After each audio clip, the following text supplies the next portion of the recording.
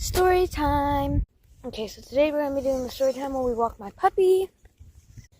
So basically when I was on I think 4th grade, I had this razor. If you don't know what a razor is, it's like a mini version of it. Not mini, sorry. It's like a big version of a golf cart that goes really fast. Anyway, so one day I was riding the razor with my cousin, who we're going to call, Dor. So anyway, Dor was a really reckless driver. And I was a really young kid, so I thought going faster was cooler. So basically, we were going down a rock hill like the one I'm walking on. But it was way rockier. And it was like a hill too, so we were going downwards. And I turned the door and I say, faster! And then, she goes faster. Little me had never crashed before, so I didn't really know if it was bad or not. So we went down the hill and we flipped 2 times. And the positions we were in was kind of weird because I never expected that.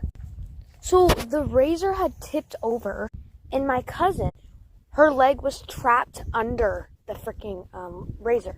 And you know when you put your leg in a really uncomfortable way? That's the kind of position it was in. So little me got stuck between the window and the roof, halfway, body hanging out. I didn't know my horses were over here.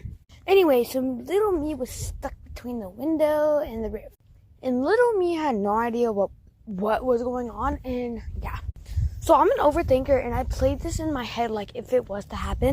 And so that's what I did. I looked at her, and I said, I'm going to go get help. And then I ran barefoot up that hill over there, and then I ran to my parents' house. So I went and told my grandma, and my grandma said, go get your dad. So, of course, I started running, and then I ended up getting in the car and quickly driving over there. Her screaming in pain, by the way, which made me run faster. So my dad went over there and lifted the razor off of her leg. So I was left with cuts and bruises everywhere on my body. She just had a tiny, crease in her leg, and she ended up going to the hospital. Yeah, we got in trouble for telling the truth. They threatened to call the police on us if we ever drove again.